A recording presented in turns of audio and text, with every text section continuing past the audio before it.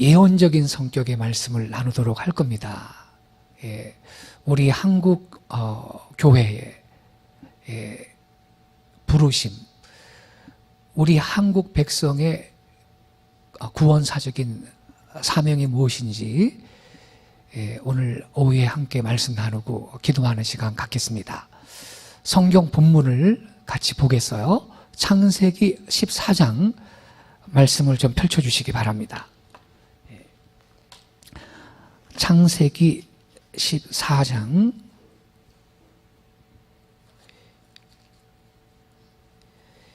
17절부터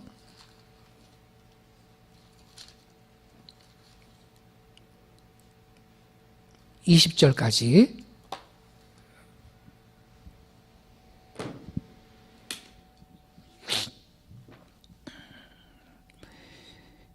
한 절씩 교독하시겠습니다. 아브라함이 그돌라오멜과 그와 함께한 왕들을 쳐부수고 돌아올 때에 소돔 왕이 사회 골짜기 곧 왕의 골짜기로 나와 그를 영접하였고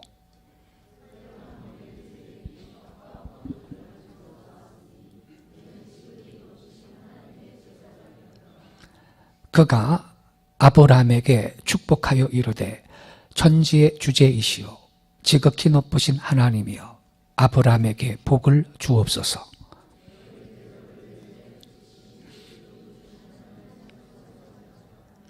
아브라함이 그 얻은 것에서 10분의 1을 멜기세덱에게 주었더라. 아멘. 오늘 이 본문 말씀을 중심으로 제목 보이시죠? 멜기세덱 프로젝트, 이러한 주제 아래 말씀을 나누겠습니다. 부제가 있습니다. 한 민족의 부르심을 성취하기 위한 전략, 이게 부제예요. 이게 멜기세덱 프로젝트인데 창세기 14장 18절부터 20절에 근거한 이스라엘 사역이 우리 한국 그 교회가 성취해야 될 그러한 사역인 것입니다. 자, 지금 우리가 창세기 14장 17절부터 20절까지 읽었어요. 이 말씀에 보면 왕이면서 제사장인 멜기세덱이라고 하는 분이 전쟁에서 이기고 돌아오는 아브라함을 만나 축복을 해주는 사건이 여기에 기록이 되어 있습니다. 아브라함이 그돌라오멜과 그와 함께한 왕들을 쳐부수고 돌아올 때 소돔 왕이 사회 골짜기 곧 왕의 골짜기로 나와 그를 영접하였고 살렘 왕 멜기세덱이 떡과 포도주를 가지고 나왔으니 그는 지극히 높으신 하나님의 제사장이었더라. 그가 아브라함에게 축복하여 이르되 천지의 주제이시오 지극히 높으신 하나님이여 아브라함에게 복을 주옵소서. 너희 대적을 내 손에 붙이신 지극히 높으신 하나님을 찬송할지로다 하매 아브라함이 그 얻은 것에서 10분의 1을 멜기세덱에게 주었더라. 살렘 왕 멜기세덱이 전쟁에 이기고 돌아오는 아브라함을 만나 떡과 포도주를 갖고 나와서 축복을 해준 그 사건이 여기에 기록이 되어 있습니다. 이분이 멜기세덱입니다. 아브라함이 복종의 예를 표하고 있습니다. 그리고 11조를 멜기세덱에게 바치고 있어요. 이 멜기세덱의 정체가 뭐냐? 많은 분들이 이 멜기세덱은 인간이 아니었다. 이때에 잠깐 나타났다가 사라진 성삼위의 두 번째 위격으로 존재하시는 예수님이셨다. 이렇게 생각을 하는데 절대 안 그렇습니다, 여러분. 멜기세덱은 이 당시에 존재했던 역사적 실존 인물입니다. 예, 소돔 왕이 그 당시에 실제 소돔이라는 도시국가의 왕이었던 것처럼 이 멜기세덱도 살렘이라는 도시국가의 왕이었습니다. 그러면서 제사장이었어요. 예. 근데 이 멜기세덱은요, 기록으로 남아있는 최초의 제사장입니다. 예. 살렘왕 멜기세덱이 떡과 포도주를 가지고 나왔으니 그는 지극히 높으신 하나님의 제사장이었더라. 여러분, 성경에서 제사장이라는 단어가 최초로 나오는 구절이 여기입니다. 예. 그래서 이 멜기세덱은요, 기록으로 남아있는 최초의 제사장입니다. 예. 근데 이름의 뜻을 우리 살펴보죠. 멜기는 나의 왕이란 뜻입니다. 체데크는 의를 의미하는 말입니다. 그러므로 멜기체덱이란 이름은요, 나의 왕은 의롭다라는 뜻입니다. 이러한 이름은 의의 왕이신 예수 그리스도의 이름과 일치합니다. 예. 우리 예수님도 의의 왕이시거든요. 예. 근데 또 한 가지 중요한 것은 살렘 왕이라 그랬잖아요. 살렘 왕. 예. 살렘은 평강, 평화라는 뜻입니다. 가로 안에 보세요. 살렘. 이 말은 평강이라는 의미의 샬롬과 같은 어원에서 유래했어요. 예. 그러므로 살렘 왕이라는 말은 평화의 왕을 의미하는 말이 됩니다. 이러한 명칭 역시 평화의 왕이신 예수님과 일치하고 있습니다. 예. 예수님은 평강의 왕이시죠. 그래서 여기 이사야 9장 6절 보면 이는 한 아기가 우리에게 낳고 한 아들을 우리에게 주신 바 되었는데 그의 어깨에는 정사를 메었고 그의 이름은 기묘자라 모사라 전능하신 하나님이라 영존하신 아버지라. 무슨 왕이라고요? 평강의 왕이라 할 것입니다. 예. 예수님을 평강의 왕이라고 직접적으로 이미 구약성경 이사야 9장 말씀에 기록을 하고 있습니다. 예. 자, 그래서 여러분, 이 멜기세덱은 이름이 의의 왕이고 평강의 왕이에요. 예수님의 이름하고 일치하거든요. 그래서 많은 사람들이 어떻게 생각하느냐? 멜기세덱은 삼위 하나님의 두 번째 위격으로 계신 분이 성육신하기 전에 나타난 분이다. 이렇게 이해를 한다는 거예요. 아니거든요. 예. 이 멜기세덱은 그 당시에 실제로 존재했던 한 인간이었습니다. 자, 사람들이 왜 그렇게 오해를 하느냐면요, 요 히브리서 7장 1절 이하의 말씀 때문에 그렇게 오해를 하는데, 잘 보세요.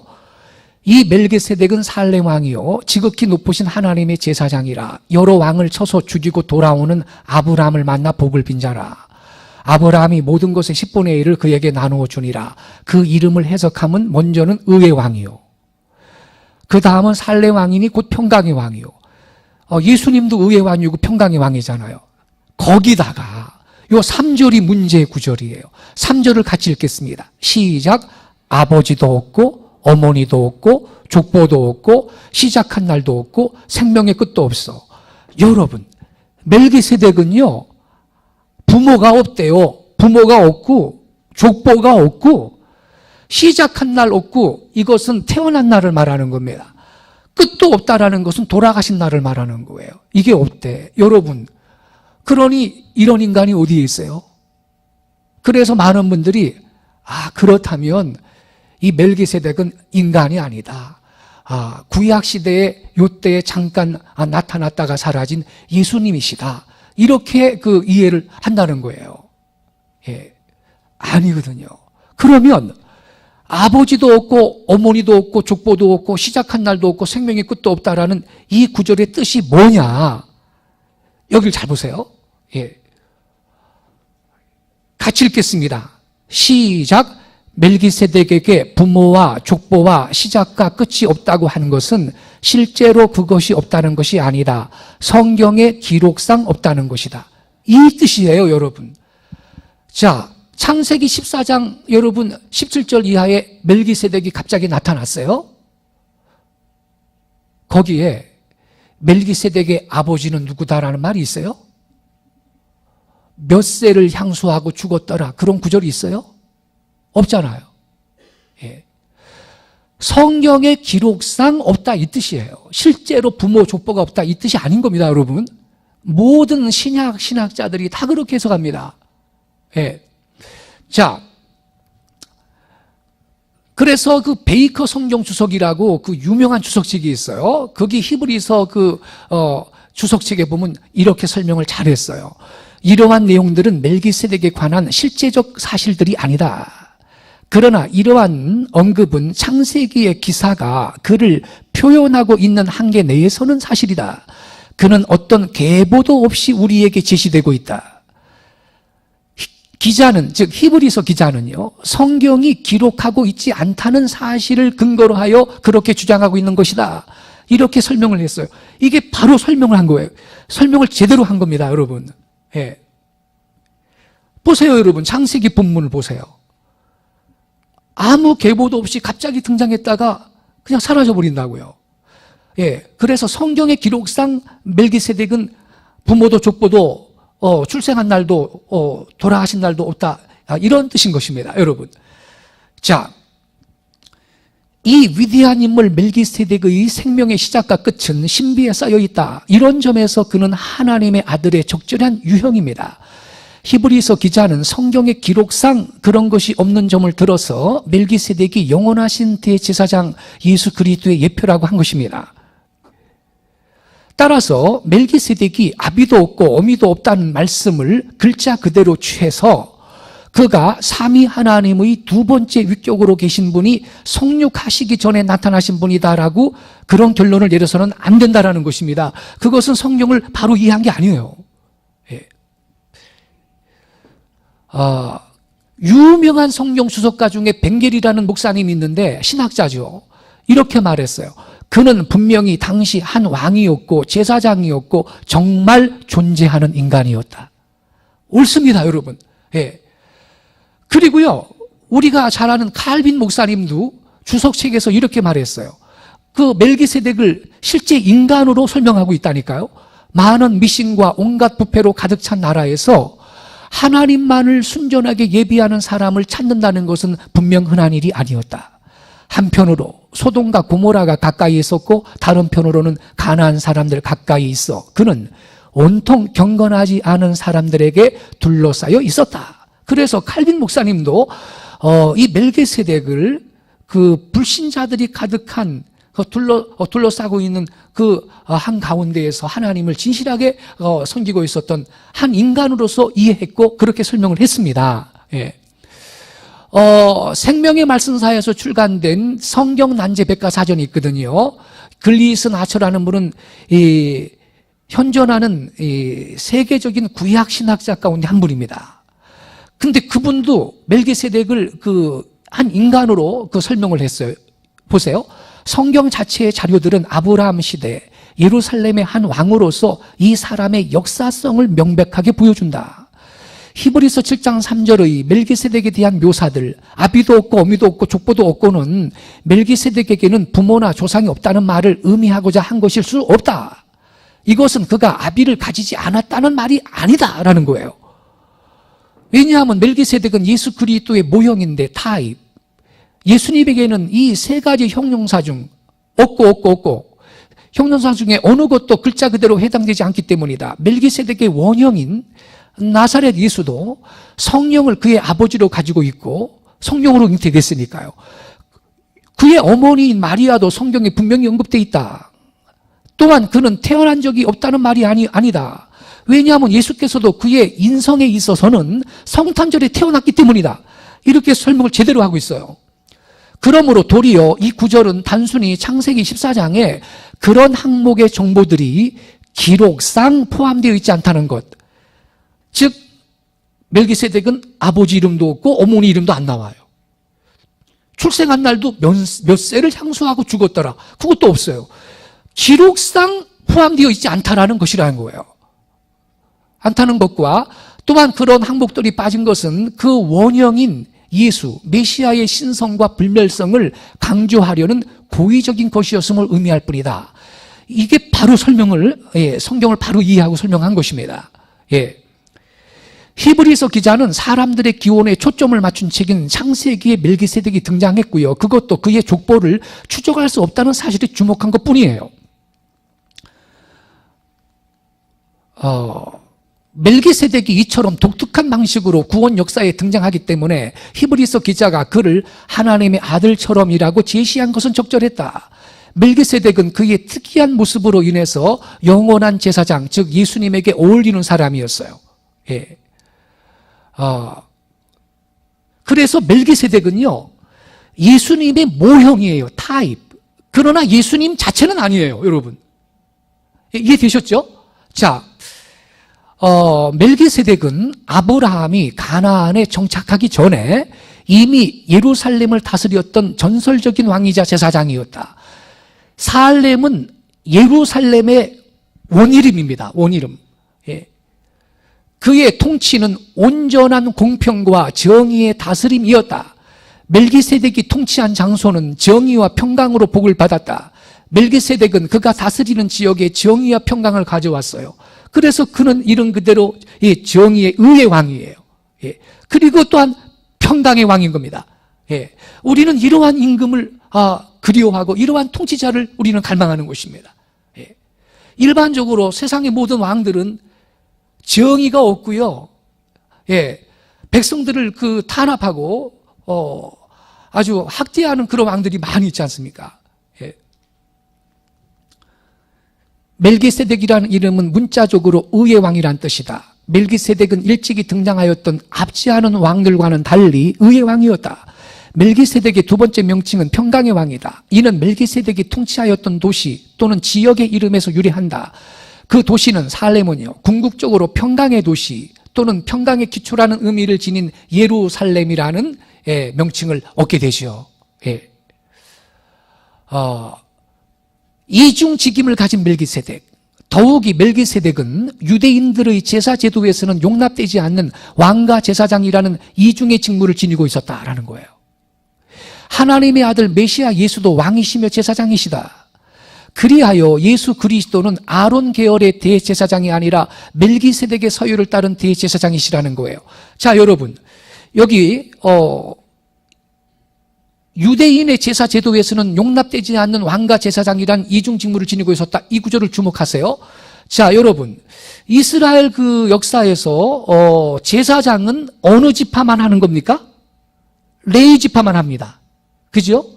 제사장은 레위 지파에서 나와요. 레위 지파 사람이 왕이 될 수가 없어요. 근데 예수님은 왕이시면서 제사장이잖아요. 근데 멜기세덱도 제사장인데 왕이에요. 레위 지파는 제사장만 하지 왕은 절대 못 되는 거거든요.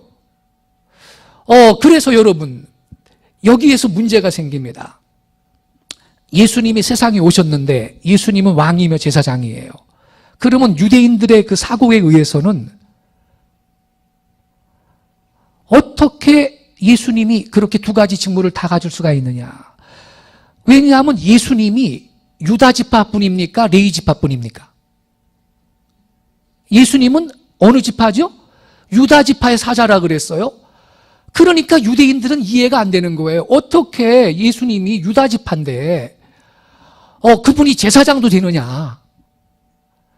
그러니 이 근거를, 예수님은 왕이며 제사장이다, 이 근거를 어디에서 찾느냐 이 말이에요. 그래서 예수님은 아론 계열의 대제사장이 아니라 누구의 서열을요? 멜기세덱의 서열을 따른 대제사장이시다 이 말인 것입니다. 할렐루야. 이게 포인트예요. 그래야 설득을 할 수 있는 거예요, 유대인들을. 자, 히브리서 5장 8절, 그가 아들이면서도 받으신 고난으로 순종함을 배워서 온전하게 되셨은즉 자기에게 순종하는 모든 자에게 영원한 구원의 근원이 되시고, 10절을 같이 읽겠습니다. 시작. 하나님께 멜기세덱의 반차를 따른 대제사장이라 칭하심을 받으셨느니라. 할렐루야. 멜기세덱의 반차를 따른 대제사장이라고 칭하심을 받으셨대. 하나님께. 그러면 하나님이 언제 그런 말을 했나요? 시편 110편 4절에 말씀하셨어요. 다 같이 읽겠습니다. 시작. 여호와는 맹세하고 변하지 아니하시리라. 이르시기를 너는 멜기세덱의 서유를 따라 영원한 제사장이라 하셨도다. 하나님이 친히 이미 구약성경 시편 110편 4절에 예수님은 멜기세덱의 서유를 따른 영원한 제사장이다. 그렇게 이미 말씀하셨다니까. 할렐루야. 자, 근데 있잖아요.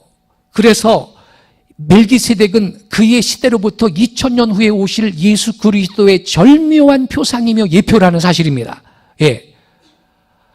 그런데 여러분, 중요한 것은 여기에서 중요한 걸 하나 짚고 넘어가야 돼요.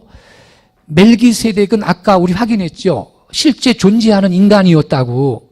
살렘 지역의 왕이며 제사장이었다고요. 근데 아브라함을 축복했어요. 아브라함이 11조를 바치고 축복기도 받았어요. 멜기세덱한테. 여러분, 멜기세덱이 당시 실제 했던 인간이에요. 이방인이었습니다. 멜기세덱이 이방인이었다니까요.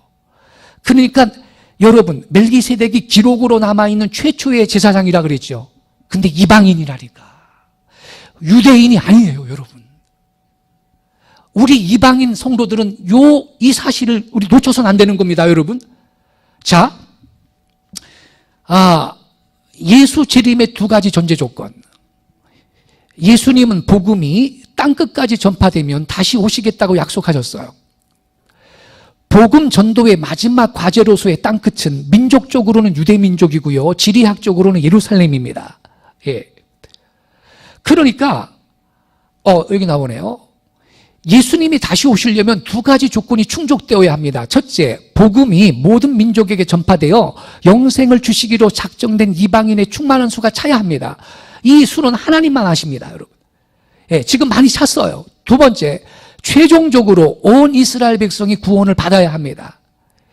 근데 이 종말론적 사명은 복음 전도의 마지막 주자로 부름받은 동방의 코리아, 우리 아리랑 민족에게 부여되었다라는 것이죠. 이 소명을 실현하기 위한 성경적 근거 및 전략이 바로 멜기세덱 프로젝트인데, 이 멜기세덱 프로젝트라는 이름은 한 4년인가 그 이스라엘의 성지순례를 갔을 때 이광수 목사님이 만들어준 명칭이에요. 너무너무 예언적인 명칭, 좋은 명칭이에요. 자, 첫째, 잘 보세요. 멜기세덱은 이중의 직무를 가진 역사적 인물이었던 바, 살렘 왕이었으며 지극히 높으신 하나님의 제사장이었다. 그는 기록으로 남아있는 최초의 제사장이다. 아까 읽었죠? 벵겔이 뭐라 그랬어요? 그는 분명히 당시 한 왕이었고 제사장이었고 정말 존재하는 인간이었다. 두 번째가 중요해요. 다 같이 읽겠습니다. 시작. 하지만 멜기세덱은 유대인이 아니었고 이방인이었다. 여러분, 이걸 우리는 놓쳐서는 안 됩니다. 유대인들은 지금 이 설교를 들으면 기분이 좀 안 좋을 거예요. 근데 진리는 선포해야 되는 것입니다. 자, 3번. 그는 유대인의 조상 아브라함을 축복했고 아브라함은 그의 직임을 인정했으며 이방인 제사장 멜기세덱에게 11조를 바치면서 복종의 예를 표했어요. 창세기 14장 19절. 그가 아브라함에게 축복하여 이르되 천지의 주제이시여 지극히 높으신 하나님이여 아브라함에게 복을 주옵소서. 그러니까 그리고 20절. 너희 대적을 내 손에 붙이신 지극히 높으신 하나님을 찬송할지로다 하매 아브라함이 그 얻은 것에서 10분의 1을 멜기세덱에게 주었더라. 이렇게 여러분, 멜기세덱은요 이방인 제사장이에요. 기록으로 남아있는 최초의 제사장인데 이방인이었는데 멜기세덱을 축복했고요. 아브라함을 축복했고 아브라함은 멜기세덱에게 11조를 바쳤어요. 얼마나 그러니까 멜기세덱이 탁월한 분입니까? 아브라함보다 탁월한 분이에요. 보세요. 아브라함이 이 멜기세덱의 직무를 인정했고요. 멜기세덱한테 축복을 받아요. 축복을. 그리고 11조를 바칩니다. 이 아브라함은요, 그러니까 영성이 있어요.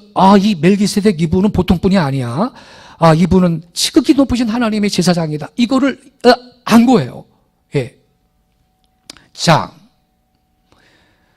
아브라함이 만난 영적 멘토 멜기세덱. 자, 아브라함은 멜기세덱의 엘 엘리온 하나님을 통해서 하나님에 대한 이해와 지식의 비약적 진보를 이루게 됩니다. 이게 뭔 말이냐면 여러분, 이 멜기세덱이 이방인 아니에요? 그런데 유대인의 조상 아브라함의 영적 멘토 역할을 이미 했다라는 건데, 이게 뭔 말이냐면 여러분, 자, 여기 19절을 잘 보세요. 그가 아브라함에게 축복하여 이르되 천지의 주제이시요. 어떤 하나님 그랬어요? 지극히 높으신 하나님이여 아브라함에게 복을 주옵소서. 지금 이 멜기세덱이 아브라함한테 축복하는데 지극히 높으신 하나님이여 아브라함에게 복을 주옵소서 그래요. 이 소리를 축복기도 받고 있는 아브라함이 들었어요, 안 들었어요? 들었죠? 그래서 아브라함은 하나님은 지극히 높으신 하나님이구나, 이걸 듣고 배우는 거예요. 이게 엘 엘리온이거든요. 엘 엘리온. 그런데 세상에 아브라함이 그때 배우는 거예요. 아, 하나님은 지극히 높으신 하나님이구나. 그걸 이제 듣고 배우게 되는데 이거를 그대로 써먹어요. 언제 써먹는지 알아요, 여러분? 창세기 14장 22절에 보면요, 아브라함이 소돔 왕에게 이르되 천지의 주제시여 어떤 하나님? 지극히 높으신 하나님 여호와께 내가 손을 들어 맹세하노니, 이렇게 말해요. 지극히 높으신 하나님, 이거 누가 맨 처음에 쓴 말이에요? 멜기세덱이. 그래 여러분, 자 여기 잘 보세요. 아브라함의 하나님을 아는 지식은 하늘로부터 온 계시만을 받아서 성장한 게 아니라는 거예요. 이미 그 땅에서 왕과 제사장으로 존재하고 있던 이방인 멜기세덱과의 만남을 통해 심화됐다라는 사실입니다. 할렐루야. 자, 이쯤 되면 만약에 우리 정만우 장로님께서 유대인이라고 칩시다. 이쯤 되면 약간 시기 질투가 생길까요, 안 생길까요? 약간 속이 좀 뒤집어지려는 느낌이 좀 올 수도 있을 거예요, 유대인은. 왜냐하면 여러분, 이사야서 41장 말씀에 보면요, 하나님이 아브라함을 나의 친구라고 말해요. 나의 벗 아브라함의 자손아, 이렇게 기록이 되어 있어요. 하나님이 아브라함을 친구라고 말하고, 친구.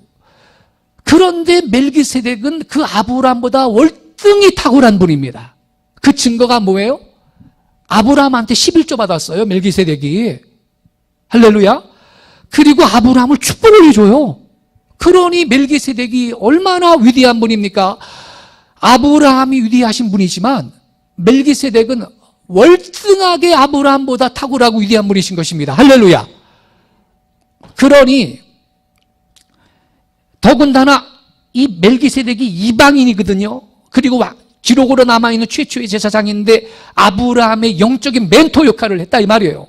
그러니 여러분, 실제로 있잖아요, 생각 깊은 유대인들이 이 창세기 14장을 읽을 때 속이 뒤집어지려고 한다는 거예요. 시기심에 자극을 받아가지고, 이런 구조는 여기 없었으면 좋아할 걸. 왜냐하면 여러분, 유대인들이요, 이 유대인들 말이죠, 지금도 여러분 유대인들은 이방인을 개 취급합니다. 이 종교적인 유대인들은요, 우리 이방인들하고 밥도 같이 안 먹어요. 부정하다고. 네. 그리고 예수 믿는 유대인들 메시아니주라고 하잖아요. 그들도 이러한 심리 상태가 저변에 좀 깔려 있어요. 이방인들 우습게 본다고. 그래서 제가 있잖아요, 예수 믿는 유대인을 3년 전인가 한번 만난 적이 있어요. 메시아니주지요. 제가 그분한테 그랬어요. 너희 믿는 유대인들은 예수님이, 우리의 구세주 예수님이 육체적으로 유대인이라는 사실에 대해서 자부심을 가져도 좋다. 우리는 그 점에 대해서 우리 이방인 성도들은 감사하게 또 생각한다. 그러나, 잘 들어라, 그러나 그 우리의 구원자요, 우리의 중보자요, 대제사장이신 구원자 예수님은 레위 지파 아론 계열의 제사장이 아니고 성경에 보니까 멜기세덱의 서열을 따른 제사장이라고 성경에 써 있다. 근데 잘 들어라 너. 근데 그 멜기세덱은 이방인이었다. 내가 딱 그랬어요. 얼굴이 시뻘개지더라고요. 열통 터져가지고. 어디서 그런 설교를 들었겠어요? 이 시기심에 쇼크를 받아가지고 얼굴이 시뻘개지는 거예요, 유대인이. 그런데, 그러면서 뭐라 그러는지 알아요? 아니, 그 멜기세덱은 그 구약시대에 나타났던 예수님이 아닙니까? 이래요. 내가 그럴 줄 알았어. 예. 그래서 지금 제가 자세히 설명한 것 같이 자세히 설명을 했었어요. 그거는 잘못된 해석이다. 그건 멜기세덱은 예수님의 모형인데, 그러나 예수님 자체는 아니었다. 그걸 자세하게 설명했어요. 그러니까 내가 그분이 미국에 있는 유대인이거든요. 미국 가서 성경 공부 열심히 해가지고 다시 한번 날 만나러 오겠대. 할렐루야. 열심히 공부해라 그랬어요, 제가. 예.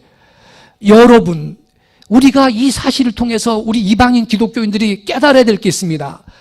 여러분, 우리가 이방인 성도이지만, 이방인으로서 하나님을 믿는 사람이지만, 그래도 유대인보다 어떤 분야에서는 진리를 더 잘 알 수 있고 우리가 유대인을 가르쳐줄 수가 있다는 사실을 깨닫기 바랍니다. 아멘이십니까? 그렇습니다, 여러분. 오히려 우리 성령께서 우리에게 지혜와 계시의 영을 충만하게 주시면 차라리 유대인 믿는 자들보다 우리가 진리에 대해서는 더 잘 알 수가 있고 우리가 이 유대인들을 가르칠 수 있는 자격이 있다 이 말입니다. 할렐루야. 성경에 이미 창세기 14장에 그 사건이 기록이 되어 있는데요. 오히려 있잖아요. 어이가 없어요. 제가 얼마 전에 우리 사이트에 글 올렸어요. 어떤 유대인이 말이죠. 뭐 서울을 갖다가 수울이라나 발음이 비슷하다고 서울을 지옥이래요, 글쎄. 그래가지고 뭐 서울이 무슨 핵전장 나서 불바다가 됐나라.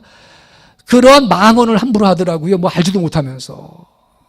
여러분, 서울은 새로운 땅이란 뜻이에요. 빛나는 땅이란 뜻을 갖고 있다고요. 네. 자, 보세요. 여기 밑에서 세 번째 줄. 아브라함의 영적 성숙에는 동시대의 또 다른 거룩한 하나님의 사람인 이방인 제사장 멜기세덱과의 교섭이 일정량 영향을 끼쳤다라는 거예요. 할렐루야. 예. 그러니까 이 유대인들도요, 소위 이 메시아니주들도 이 진리를 하는 지식이 더 좀 풍성해지려면 우리 이방인 기독교인들하고 겸손하게 교제해야 됩니다. 예. 자, 질투 보이죠? 이러한 역사적 사실은 유대인의 시기심을 자극한다. 자극합니다. 예. 진짜 창세기 14장 17절 이하의 말씀 몇 구절은 빼놨으면 좋았을 걸. 이게 왜 성경에 들어갔나? 짜증나네 진짜. 왜냐하면 자존심 상하는 거예요. 예, 자존심 상해. 이 유대인들은요, 아브라함이 자기 민족의 조상이라는 사실에 대해서 자부심을 갖고 있거든요. 근데 그 아브라함이 멜기세덱 이방인한테 복종의 예를 표하고 11조 바치고 축복기도 받았다. 이게 도대체 말이죠. 속상하는 거야. 그래서 여러분, 잘 들어보세요.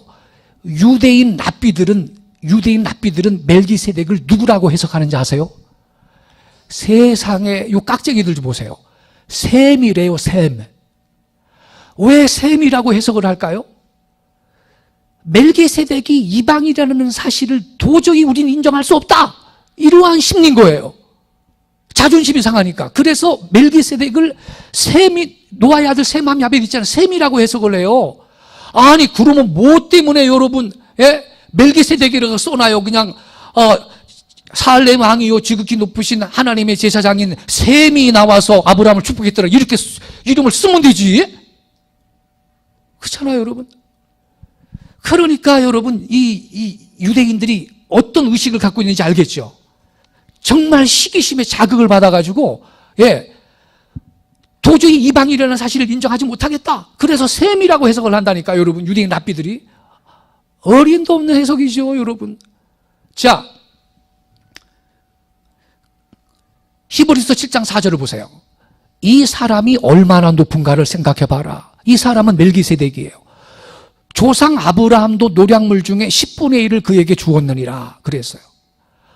아니, 멜기세덱이 11조를 받았다니까, 아브라함한테. 그러니 이 얼마나 높으신 분입니까, 여러분, 멜기세덱이. 할렐루야. 근데 이방인이었다니까, 여러분. 예. 히브리서 7장 6절에도요. 레위 족보에 들지 아니한 멜기세덱은 아브라함에게서 10분의 1을 취하고 약속을 받은 그를 위하여 복을 빌었나니 7절 다 같이 읽겠습니다. 시작. 논란의 여지 없이 낮은 자가 높은 자에게서 축복을 받느니라. 할렐루야. 그러니까 이 멜기세덱이 아브라함보다 훨씬 높은 분이라는 거예요. 할렐루야. 예. 근데 이방인이요, 이방인.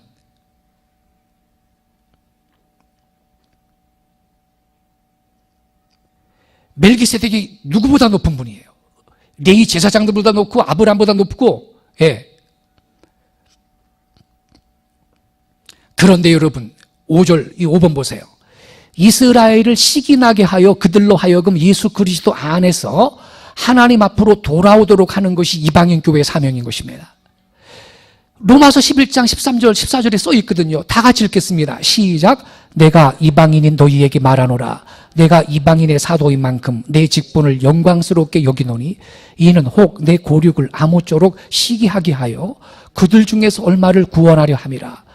그러니까 여러분 이방인 교회의 사명은 이스라엘을 시기나게 해야 되는 거예요. 그래서 그들이 시기심에 자극을 받고 자기들도 예수 안에서 하나님께 연합되기 위해서 분투하도록 만드는 것이 이방 기독교 국가들의 사명인 걸 깨닫기 바랍니다. 그런데 지난 2000년 교회사를 되돌아보세요. 시기나게 한 게 아니고요, 이스라엘 백성의 분노만을 자극했어요. 시기심을 자극한 게 아니라 분노심만 자극해가지고요. 왜? 지난 2000년 교회사를 보세요. 물론 중세 천주교가 그 주역이었지만 너희 유대인들은 성자 예수를 죽인 하나님의 적이다. The Christ Killer라는 딱지를 붙여가지고 그 유럽에 흩어져 살던 유대인들을 무수하게 학살을 했습니다. 게토라는 이 유대인 거주 지역을 따로 만들게 하고 황색뼈를 부착하게 만들고 토지 이 소유를 허락하지 않고 말이죠. 예. 뭐 흑사병에 돌면 유대인들은 이 정결례식이 있어가지고서는 이 질병에 안 걸리니까 유대인들이 우물에 독약을 탔다 그러고선 누명을 씌워서 유대인들을 죽이고 말이죠. 아유, 세상에. 십자군 전쟁 때는요, 예. 아유, 저 성지 예루살렘이 회교도들한테 정복을 당했다 그런다. 우리가 가만히 있을 수가 없이 가서 탈환하자. 가만히 생각하니까 저 이슬람 저놈들이 우리의 원수라면 예수를 죽인 이 유대인 놈들, 우리 동네에 사는 이놈들은 더 나쁜 놈이 아니겠느냐. 이놈부터 죽이고 가자. 교황이 명령을 해. 교황이 명령을. 유대인을 갖다가 죽여버리면, 많이 죽이면 연옥에서 체류기간이 단축된다고. 아이고. 그래서 유대인을 다 죽이고 하는 거예요. 다 죽이고. 그때 유대인 여성들이 너무너무 강간을 많이 당해가지고 아이를 낳았는데 누군지 알 수가 없어서 가계법을 바꾸지요. 그래서 그때부터 유대인들은 지금까지도 여자가 이 유대인이면 유대인으로 인정을 하는 겁니다. 모계법이에요. 예. 그러니 이방인들이 이스라엘을 시기나게 해야 되는데 시기나게 안 했거든. 근데 여러분, 지금까지 서구 기독교 국가들은 그 사명을 감당 못했는데 마지막 때 이 동방의 코리아, 욕단의 우선, 벨렉의 우선 유대인과 이 형제 지국인 우리 욕단의 우선 동방의 코리아가 이스라엘을 시기나게 하여서 능히 예루살렘까지 복음을 가져가서 그들을 구원시킬 사명을 감당할 백성인 걸 믿으시기 바랍니다. 예. 자, 6번 보세요. 멜기세덱은 그러한 이방인 교회의 사명을 감당할 한 이방 제사장 나라의 모형이고 예표라는 거예요. 그게 이사야 65장 1절부터 2절, 이사야 55장 1절부터 11절 이하 또 많은 구절에 있는데, 이사야 65장 1절 2절 같이 읽겠습니다. 시작. 나는 나를 구하지 아니하던 자에게 물음을 받았으며 나를 찾지 아니하던 자에게 찾아냄이 되었으며 내 이름을 부르지 아니하던 나라에 내가 여기 있노라 내가 여기 있노라 하였노라. 잠깐만요. 여러분, 하나님께서 나는 나를 구하지 아니하던 자에게 물음을 받았대. 여러분, 이게 중요한 거에 뉘앙스를 잘 살펴야 돼요. 당신이 누구십니까? 이방인이 묻는다는 거예요. 예. 그리고 나를 찾지 아니하던 자에게 찾아냄이 됐대. 그러니까 나를 찾지 아니하던 자는 이방인인데 그들이 찾아냈다는 거예요, 하나님을. 예. 그리고 내 이름을 부르지 아니하던 나라에 내가 여기 있노라 내가 여기 있노라. 그런데 그러니까 이방인 어떤 나라 앞에서 나 여기 있다, 나 여기 있다, 날 찾아봐라 그런다는 거예요. 그런데 그 주님을 찾지 아니하던 자에게 찾아냄이 됐대. 여러분, 이 구절에 해당되는 나라는 한국뿐이 없습니다. 여러분, 서양 선교사가 보통 있죠. 어느 나라든지 선교사가 그 나라에 복음을 전하러 가서 그 나라 언어를 배우고 성경책을 번역하잖아요. 그런데 한국은 그랬어요, 안 그랬어요? 안 그랬어요. 서상윤이라는 분이 미리 성경을, 누가복음 있잖아요. 축복음을 미리 번역을 했고요. 언더우드는 와서 그 사람이 번역한 것 갖고서는 설교했어요. 할렐루야. 자생적으로 황해도에 있잖아요. 황해도에 솔레교회라고 자생적으로 선교사도 오기 전에 교회가 생겨서 있었습니다. 여러분, 우리 한국은 이런 나라가 없어요. 왜? 그래서 하나님이요, 그 어떤 나라를 이렇게 부른다는 거예요. 그런데 요 2절은 중요해요. 요거는 하나님이 어떤 이방의 한 나라를 이렇게 부른다는 거거든요. 근데 2절은 유대인을 부르는 거예요. 이스라엘 백성. 내가 종일 손을 펴서 자기 생각을 따라 옳지 않은 길을 걸어가는 패역한 백성을 불렀나니. 요 백성이, 패역한 백성이 유대인인데, 왜냐하면 요 똑같은 구절을요, 사도 바울이 로마서에서 인용을 했거든요. 로마서 10장 20절과 21절에서 이사야는 매우 담대하여 내가 나를 찾지 아니하는 자들에게 찾은 바 되고 내게 묻지 아니한 자들에게 나타났노라 말하였고, 21절에 누구에 대하여는? 이스라엘에 대하여는 이르되 순종하지 아니하고 거슬려 말하는 백성에게 내가 종일 펴서 내 손을 벌렸노라 하였느니라. 그러니까 요 구절을 인용한 거거든요. 내가 종일 손을 펴서 자기 생각을 따라 옳지 않은 길을 걸어가는 패역한 백성, 이게 이스라엘 백성을 불렀다는 거예요. 이스라엘 백성 오라고 손을 펴서 손을 펴고서 기다리고 있다는 거예요. 부르고. 그런데 그 방법이 뭐냐? 요 1절이에요. 하나님을 찾지 않던 자에게 찾아냄이 되고요. 하나님 이름을 부리지 아니하던 어떤 나라한테 나 여기 있다, 나 여기 있어, 찾아봐, 나 여기 있다 그런다는 거예요. 그래서 찾아냄이 되었는데 그 나라, 왜 그러느냐? 그 나라가 이 이스라엘 백성을 구원할 나라이기 때문에 그럽니다. 할렐루야. 그래서 1절과 2절이 연결되는 건데요. 그래서 여러분, 그런데 요 이사야 65장 1절을 사도 바울이 인용할 때 담대하여라는 말을 썼어요. 이사야는 매우 담대하여 내가 나를 찾지 아니한 자들에게 찾은 바 되고 내가 묻지 아니한 자들에게 나타났노라. 여러분, 이방인한테 하나님이 이방인 어떤 나라한테 나타난다는 거거든. 이런 말 하려면 여러분 담대해야 됩니다. 여러분, 왜냐하면 아니 유대인들은 이사야 당시만 하더라도 유대인들은 이방인은 개처럼 취급하고 선민은 이스라엘만 선민인데 무슨 하나님이 이방인을 찾아내고 이방인을 불러요. 그러니까 하나님이 이방인을 부른다라는 거 말하려면 담대해야 돼. 그래서 바울이요, 이사야가 담대하게 그런 말을 했다는 거예요. 여기 나는 나를 구하지 아니하던 자에게 물음을 받았고 나를 찾지 아니하던 자에게 찾아내매 되었고 내 이름을 부리지 아니하던 나라에, 이 나라가 히브리어로는 고이라는 단어인데 단수입니다. 단수. 복수는 고임, 나라들. 단수는 고이. 이게 A 네이션, 한 나라입니다. 예. 그런데 또 있어요. 또 있어. 이사야 55장 5절. 보라, 내가 알지 못하는 나라를 내가 부를 것이며, 우리가 시간 관계상 1절부터 안 읽었는데요. 요 내가는요, 이스라엘을 말해요. 이스라엘 백성이 알지 못하는 나라를 부른대. 너를 알지 못하는 나라가 내게로 달려올 것은, 이게 나라가 히브리어 성경의 고인데 단수예요. 한 나라. 달려올 것은 여호와 내 하나님 곧 이스라엘의 거룩하신 이로 말미암음이니라. 이는 그가 너를 영화롭게 하였느니라. 그러니까 어떤 이방인 한 나라가요, 복음을 갖고 달려가는 거예요. 이스라엘 백성을 구원하기 위해서. 예. 그래서 이게 그 그림이거든요. 이 코리아에서 지금 있죠. 이 복음을 가지고서는요, 서쪽으로 서진을 하는 겁니다. 이 중국의 공산주의 문화권, 예? 그리고 이 불교 문화권, 힌두교 문화권 다 복음으로 쳐부수면서 예루살렘까지 진격을 할 날이 오는 걸 믿으시기 바랍니다. 할렐루야. 우리가 복음 전도의 마지막 주자예요. 이게 지금 이 한 나라를 부른다는 거예요. 나라가 간다는 거예요. 지금 이사야 55장, 예, 이게 이 구절에 근거한 그림이에요. 예, 너를 알지 못한 나라가 내게로 달려온대. 왜? 이 나라가 달려가는 거야 지금. 예, 복음을 가지고요. 그런데 이 알지 못하는 나라 그럴 때 이 안다라는 단어가 히브리어로는 야다라는 단어인데요. 이거는요, 경험한다라는 의미를 갖고 있는 거예요. 여러분, 그래서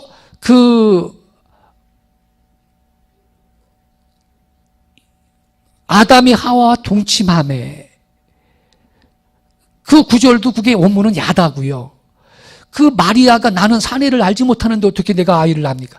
그것도 여러분 체험적으로 하는 걸 의미하는 거예요. 예, 야다, 히브리어로는 야다에 해당하는 말인데, 그러니까 너를 알지 못하는 나라, 이 알지 못하는 나라, 즉 이 나라는 이방인 나라인데 역사적으로 유대인 공동체가 한 번도 없었던 나라. 사실은 중국만 하더라도 상해에 유대인 공동체가 있거든요.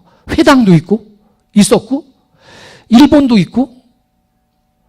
우리나라는 유대인 공동체가 존재하지 않았어요. 예. 7번, 이방인 제사장 멜기세덱은 떡과 포도주를 아브라함에게 주면서 그를 축복했죠. 창세기 14장 18절, 살렘왕 멜기세덱이 떡과 포도주를 가지고 나왔으니 그는 지극히 높으신 하나님의 제사장이었더라. 그가 아브라함에게 축복하여 이르되 천지의 주제시여 지극히 높으신 하나님이 아브라함에게 복을 주옵소서. 떡과 포도주를 갖고 나와서 이 멜기세덱이 아브라함을 축복했는데, 여러분 떡 포도주 하면 생각나는 거 뭐 없습니까? 성찬식이 생각나죠? 성찬식. 떡은 그리스도의 몸을, 포도주는 그리스도의 피를 상징합니다. 다 같이 읽겠습니다. 시작. 이것은 장차 한 이방민족인 복음의 제사장 나라가 로마서 11장 26절에 약속된 온 이스라엘의 구원을 성취하기 위해 예루살렘으로 복음을 가져갈 것을 예시하고 있는 겁니다. 할렐루야. 깨닫기 바랍니다, 여러분. 예. 근데 이 나라는 이스라엘을 시기나게 할 수 있는 나라예요. 왜냐하면 멜기세덱을 볼 때 유대인은 시기심이 생긴다 그랬죠. 근데 전 지구상에서 유대인의 시기심을 자극할 수 있는 나라는 코리안뿐이 없습니다. 할렐루야. 왜? 우리가 욕단 계열의 백성이기 때문에 제2의 성민이거든요. 예. 유대민족도 오직 복음으로만 구원받는다. 예수를 그들의 메시아로 믿는 믿음을 통하지 않고는 이스라엘이 구원될 만한 다른 방법이 있을 수 없습니다. 예. 세대주의 종말론에서는요, 이렇게 해석을 해요. 유대인들이 구원받고 회심이 있을 거래요. 언제? 예수님이 공중에 재림할 때 그 재림 예수 보면서, 그 재림 예수를 보면서 즉각적으로 그때 회심이 일어난대. 거짓말이에요, 여러분. 그렇게 구원이 반물리적으로 되는 게 아닙니다. 유대인들도 구원을 받으려면 이 은혜의 때에 전파되는 복음을 믿어야 구원받는 사실을 깨닫기 바랍니다. 예. 그 세대주의 종말론의 해석은 틀린 거예요. 그런 거 아닙니다, 여러분. 그러므로 이스라엘의 회심을 위해 그들에게도 복음을 전할 전도자들이 꼭 필요한 겁니다. 왜냐하면 믿음은 들음에서 나며 들음은 그리스도의 말씀으로 말미암기 때문입니다. 이것은 유대인이나 이방인이나 차별이 없는 구원의 과정인 것입니다. 로마서 10장 11절 12절 성경에 이르되 누구든지 저를 믿는 자는 부끄러움을 당하지 아니하리라 하니, 유대인은 빼고 헬라인만이에요? 유대인이나 헬라인이나 차별이 없다고 성경에 써 있습니다, 여러분. 예. 로마서 1장 16절 내가 복음을 부끄러워하지 아니하노니 이 복음은 모든 믿는 자에게 구원을 주시는 하나님의 능력이 됨이라. 유대인은 빼고 헬라인만 해당해요?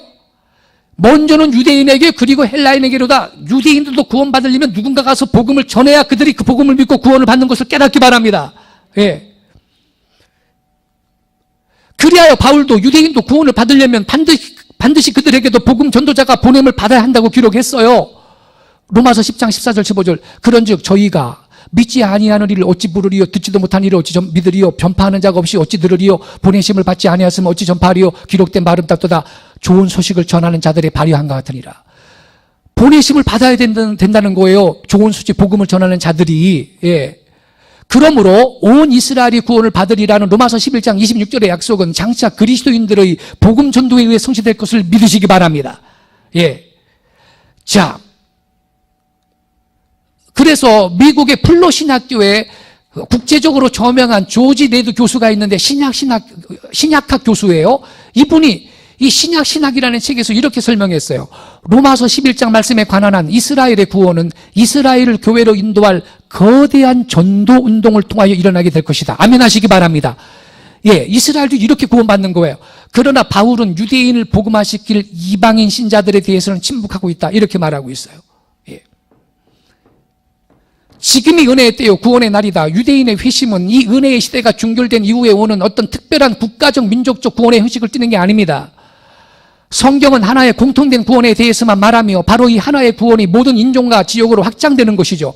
유대인의 구원도 그들의 짝이 되게 된 이방인들과 동일한 조건하에서 이루어지는 것입니다. 그렇습니다. 로마서 11장 26절에 약속된 온 이스라엘의 구원은 이방인의 전도운동을 통해 실현될 것입니다. 예. 그래가지고 여러분, 우리는 성경을 통해서 있잖아요. 이 예루살렘까지 능히 복음을 가정할 그 이방의 한 나라, 그 나라가 코리아라는 사실을 우리는 입증할 수 있는데요. 여러분은 그 아리랑 고개를 넘어 예루살렘으로 한 그 책을 좀 보신 분들은 이해가 될 것이고요. 성경에 기록된 계신 성경에서 우리는 그 사실을 확인할 수 있지만 때가 급하니까 하나님께서 이제는 선지자 사역을 하는 예언 사역자들을 보내가지고 직접 선포하게 하시는데, 신디 제이콥스 아시죠? 이분이 2006년도 벌써 10년이 지났네요. 5월 8일부터 11일 나흘 동안 서울 올림픽공원 내 올림픽홀에서요, 대적의 문을 치유하라는 주제 아래 기름 부음이 충만한 집회를 인도했었어요. 예. 그때 첫째 날 저녁인데 말이에요. 첫째 날 저녁인데 그 스캇 브레너 찬양팀이 찬양 인도했거든요. 그 마지막 찬양은 조용한 찬양으로 인도하다가 그냥 나중에는 노래는 아무도 안 하고 건반만 조용하게 깔아주는데 자연스럽게 통성 기도하는 시간이 한 10분이 있었거든요. 전부 5천 명이 모였는데 그 통성 기도하는 시간 끝나고 이 신디 제이콥스가, 이 강사가 강단 위에 올라왔는데 뭐라 그런 줄 알아요? 조금 아까 기도할 그때, 미국에서 말고요, 조금 아까 그 통성 기도하는 그 시간에 하나님이 자기한테 환상을 보여줬는데 유대 민족의 대추수를 위해 하나님이 한국 사람을 쓴다라는 그 환상을 보여줬다는 거예요. 집회 첫날 밤 주강사인 신디 제이콥스는 5천여 성도들 앞에서 그녀가 본 환상을 간증하며 유대 민족은 한국인을 통해 구원을 받을 것이라는 특별한 예언의 말씀을 선포했는데요. 자, 요 녹취한 건데 요것보다 이제 동영상 틀어주세요. 동영상 우리 한번 보고 그리고 이 녹취를 확인한 다음에 마치겠어요. 네, 제가 기도할 때 비전을 봤어요. And I saw the Lord come and begin to breathe the power of the Holy Spirit over Korea. 하나님께서 한국 땅, 한국 반도 위에 하나님의 그러한 숨결을 부어내시는 것을 제가 들었어요. And I saw a mighty rushing wind come from this nation and begin to pour all across China. 하나님께서 이 우리 한국 반도를 통해서 하나님의 숨결을 부으시고 강력한 바람이 되어서 중국까지 계속 나아가는 것을 봤어요.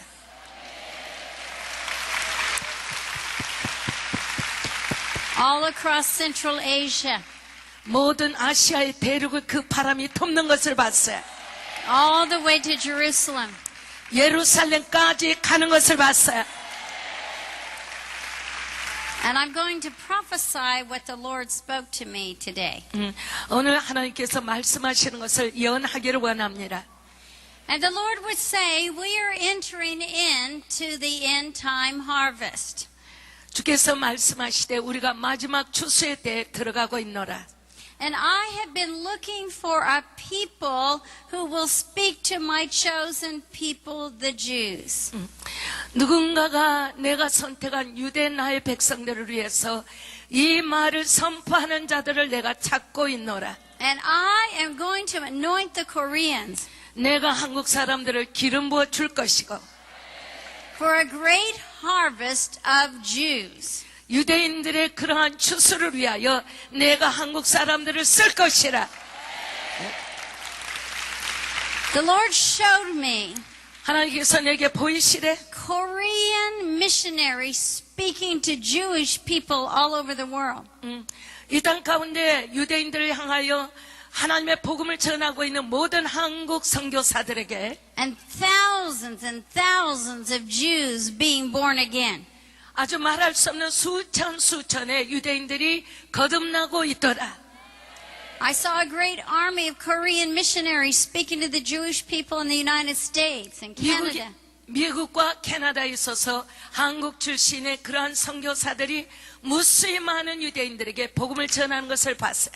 And as the wind began to blow, the Holy Spirit began to blow upon this nation, 하나님의 바람 곧 성령의 바람이 이 땅 위에 불기 시작할 때 I began to see a vision of what made up the wind. 그런데 그 바람이 무엇으로 구성되었는지 보기 시작했어요. And the Lord showed me that it was people. 그런데 그 바람 안에 있는 것들이 모두가 다 사람들이었어요. Korean missionaries. 한국의 선교사들이라.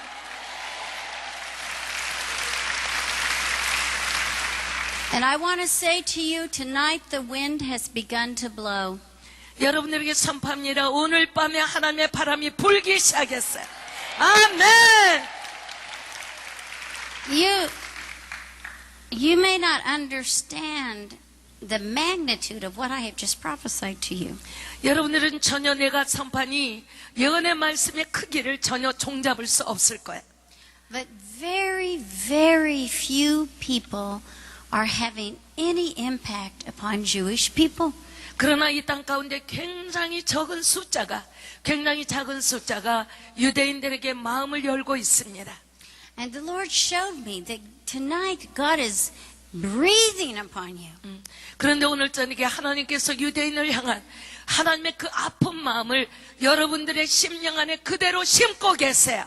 And some of you may have never thought about this. 여러분들이 유대인에 대해서 전혀 생각하지 못한 사람도 많이 이 자리에 있겠지만 But the Lord is going to begin to burn in your hearts. 그러나 하나님이 오늘 저녁부터 여러분의 심령 안에 유대인을 향한 마음이 불타오르도록 역사할 거예요. 아멘. The Lord is going to open the doors to many nations.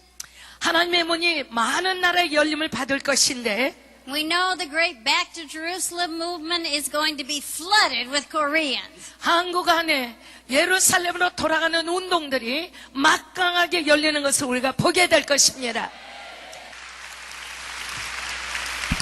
할렐루야. 여기까지예요. 우리 박수로 주님 앞에 영광 올려드리겠습니다. 아멘.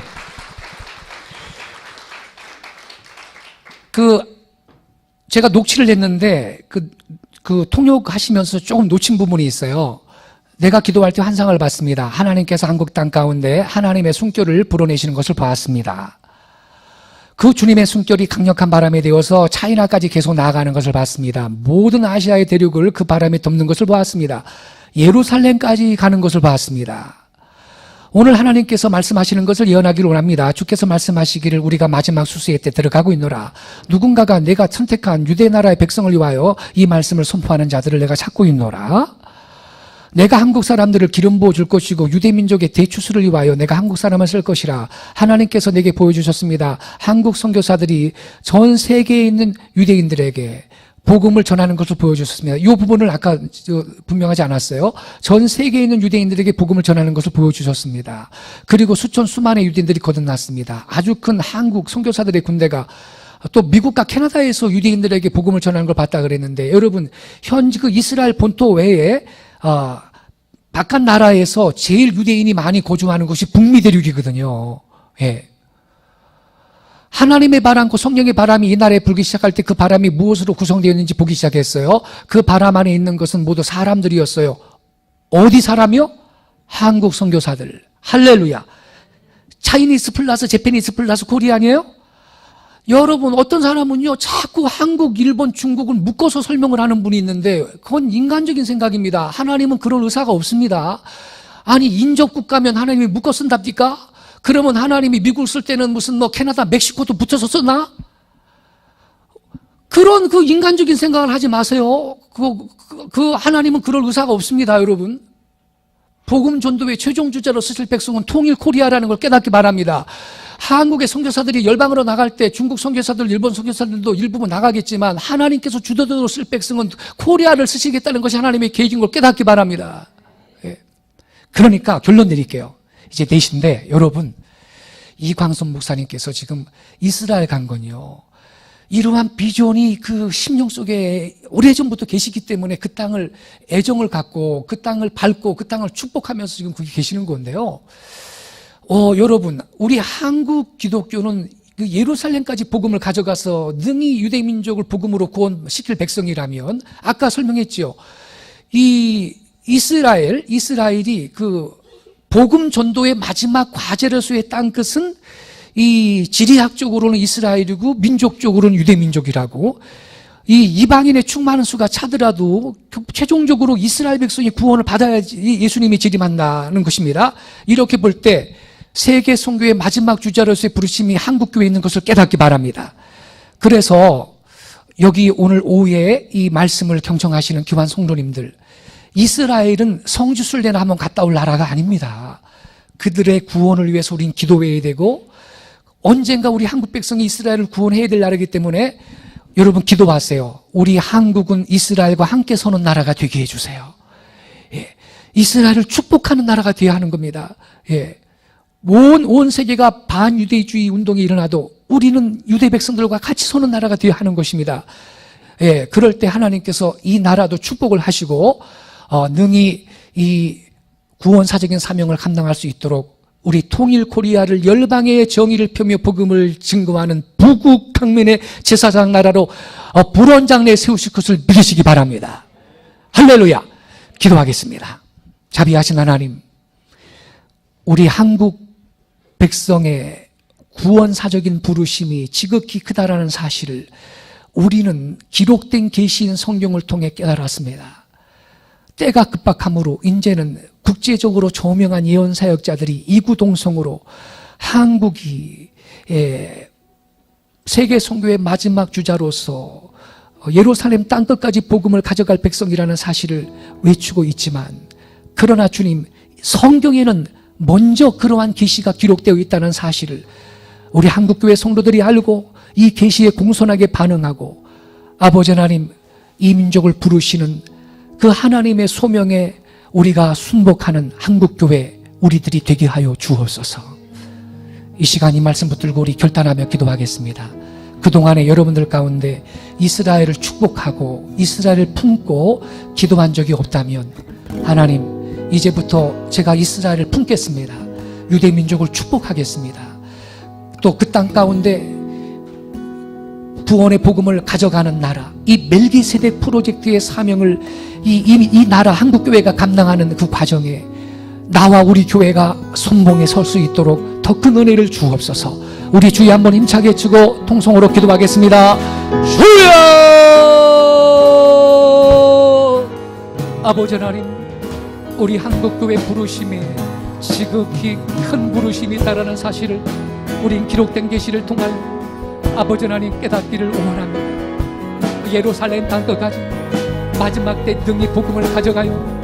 아버지 하나님, 온 이스라엘 백성을 구원함으로 다시 오실 주님의 길을 수축하는 우리 한국 백성 되기를 원합니다. 이 위대한 역사에 아버지 나와 우리 교회를 사용하여 주시기를 원합니다. 하나님 나라의 선두주자로서 기름 부어주시고, 아버지 우리 한국교회 부르심이 무엇인지를 선포하고, 아버지 하나님 영적인 잠에 취해 있는 한국 백성을 깨우는 예언적인 교회, 사도적인 교회의 사명을 아버지 하나님 우리 교회가 감당하기를 원합니다. 주여, 이제 하나님 우리 멜기세덱 아버지 하나님 제사장의 이 사명이 한국교회에 있음을 우리는 알았습니다. 주여, 이제 통일 코리아가 아버지 열방의 예루살렘 땅끝까지 복음을 증거하는 부국 강민의 제사장 나라가 되게 하여 주시고, 다시 오실 주님의 길을 수축할 수 있는 백성이 되게 하여 주시며, 이 위대한 역사에 나를 사용하여 주시기를 원합니다. 그동안에 이스라엘을 품지 못했다면 이 시간 이후로 이스라엘을 품고 유대민족을 축복하는 아버지 나의 믿음이 되기를 원합니다. 할렐루야. 나를 사용하여 주옵소서. 나를 사용하여 주옵소서. 나를 사용하여 주옵소서.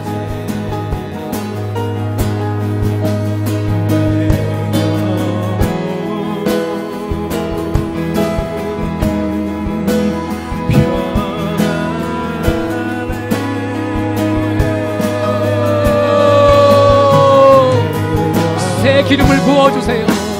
새 사역을 열어주세요. 더 큰 비전을 허락하여 주세요. 계시의 영이 풀려날지어다. 계시의 영이 풀려날지어다. 아버지 하나님, 기록된 계시를 통한 우리 한국교회 부르심이 무엇인지 알게 하여 주시고, 공손하게 우리가 반응하게 하여 주시며 이 민족을 향한 아버지의 목적을 성취하는 우리 모두가 되게 하여 주옵소서.